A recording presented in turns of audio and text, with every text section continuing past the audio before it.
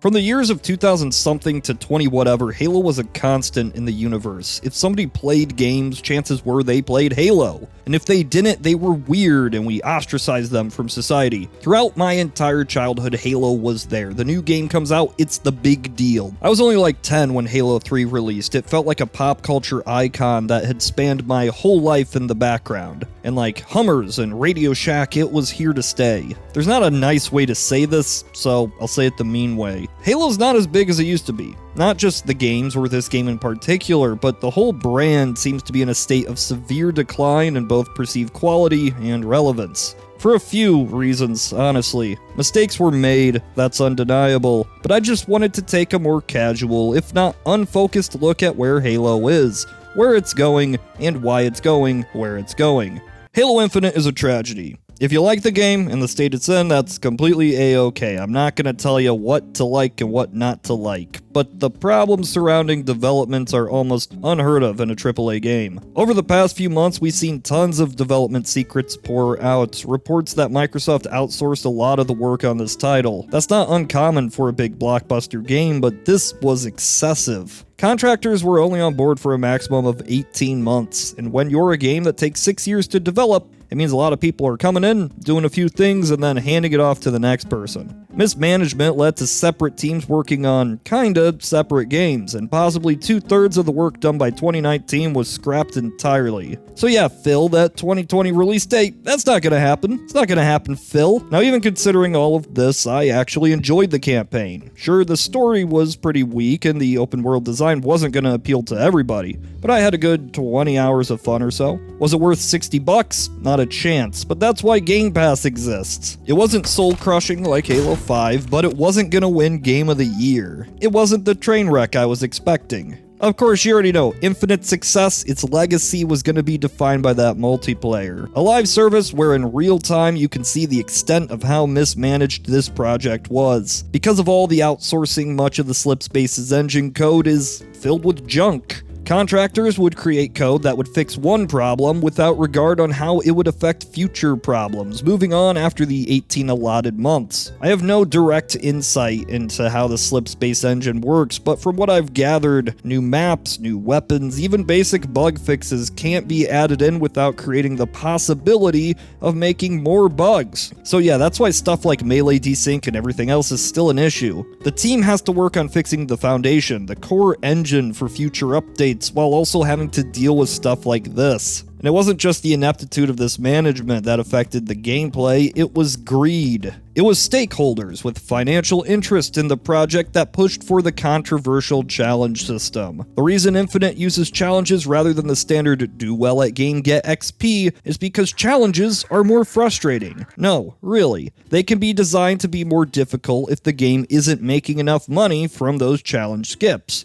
Annoy the player until they pay up. As you'd expect, player count started dropping after launch, so 343 introduced the guaranteed XP payouts per match. While this made progression easier, it made it too easy, and now you could complete the battle pass in a month or two with 4 months of nothing to do. Because of the code junk issues, new content wasn't getting put out. Instead, you had time-sensitive events where the best armor was in the shop. It made it feel like an ad and not worth doing in the first place. I'm skipping over some stuff, some patches and drop pods, controversies over the armor cores. Season 1 was 6 months, and Season 2 added 2 new maps, and this is gonna last 6 months, so if I'm not being subtle enough, I really don't love this game. And for me, that's surprising, because I was the kind of guy who loved Halo 4 and Halo 5's multiplayer. I get that it's free to play, they gotta make money. I would have preferred if you just had a paid multiplayer, but you get a larger player base. I know that. But the way they went about doing it is just the worst. I feel no incentive to try and win a match, to try to get a 20-3 KD ratio. Instead, everything's designed around those challenges. I know if I want to get the weekly challenge item, I gotta do all my other challenges before the end of the week. If I have double XP,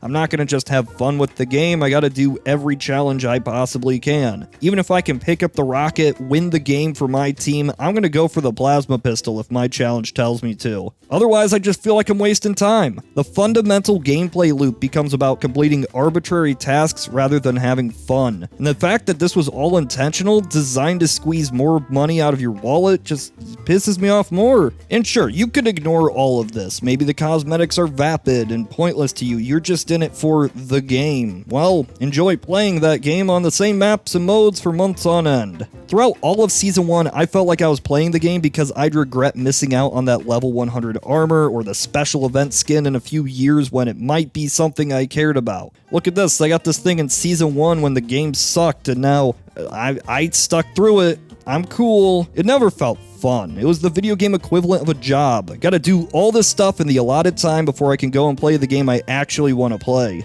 After I hit level 100, I did all the stuff, I quit. I'm out. Not coming back for Season 2. And it looks like a lot of people did the exact same thing, and I'll get to that. Because this video isn't just about Halo Infinite makes me a sad, angry gamer boy or something like that. It's about the brand. And Halo had a lot more going on this year than just Infinite. We had the Halo TV show. Now, everybody has an opinion on this thing, and my personal thoughts are not entirely relevant to this video, but since I'll never mention it again, I'll just say it. I don't hate it.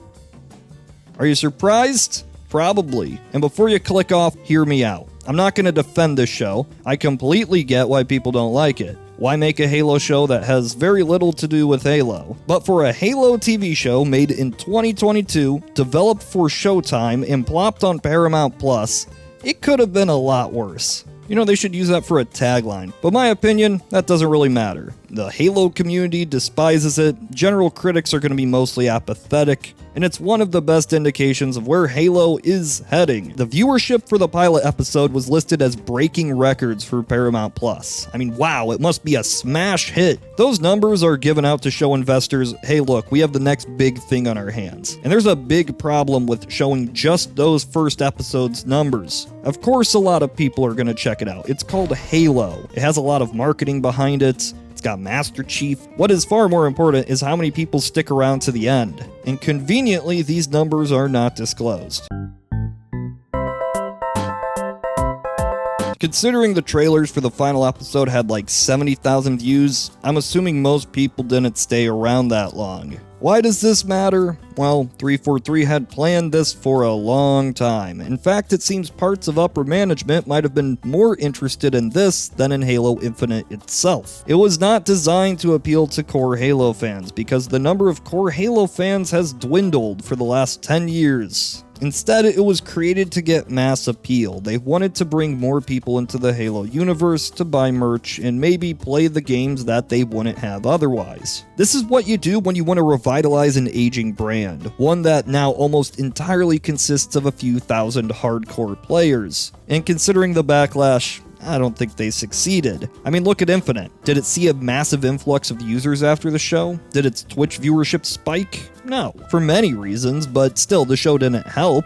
Microsoft boasted of 20 million players at launch, but even with all that on its side, it's a sinking ship. Right now, Halo Infinite is bobbing around 5,000 to 6,000 players on Steam at peak hours. Sometimes the Master Chief Collection is beating it out. So, is it dead? No, but it's not doing that hot, I can tell you that. All the time, live service games can launch in a terrible state, get low player counts, maybe not enough content, and over time, they can reverse that trajectory and grow into a successful platform. If Infinite wants to succeed, it would need to have both a major relaunch, a complete overhaul of how updates are managed, the shop, the XP, and on top of that, have a good deal of luck.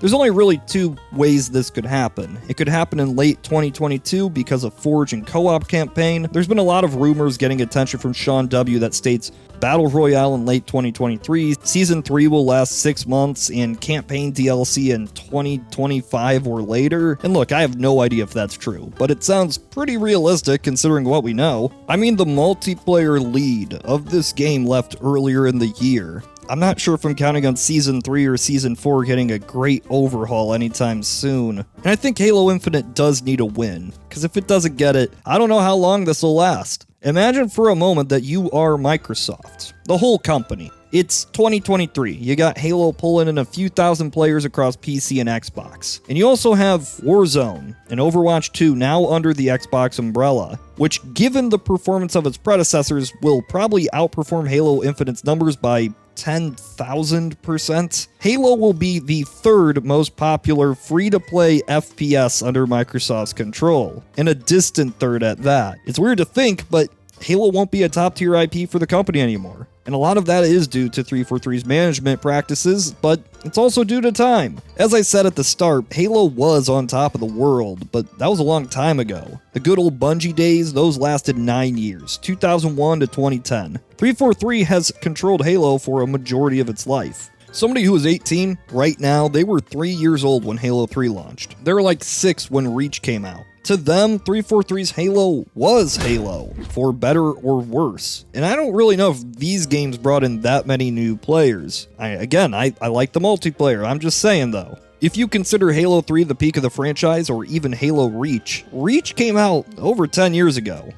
12 years ago. It's as far away from us now as the original Unreal is to Reach. And Halo 3, that's as far away from us as OG Doom was to it. They aren't relevant unless you have active nostalgia for it. And people definitely do, given the success of the Master Chief Collection, but this means the golden age of the franchise is far removed from the modern day. This is probably why 343 is putting in microtransactions into this game. There's a real chance that by the end of the year, this will be the most popular Halo title. At least, maybe for a little bit. When Halo was an institution when I was a kid, I didn't realize that massive franchises rose up, become relevant for a few years, and disappear. We had no reason to expect that Halo could be different. If anything, it was carried as the crown jewel for the Xbox division, but now it's not even close. I don't want this to sound too doom and gloom. It's always possible Halo's Battle Royale by certain affinity takes off and saves the game. Or by mid-2023, Halo Infinite has all its bugs and flaws and XP, all that's fixed.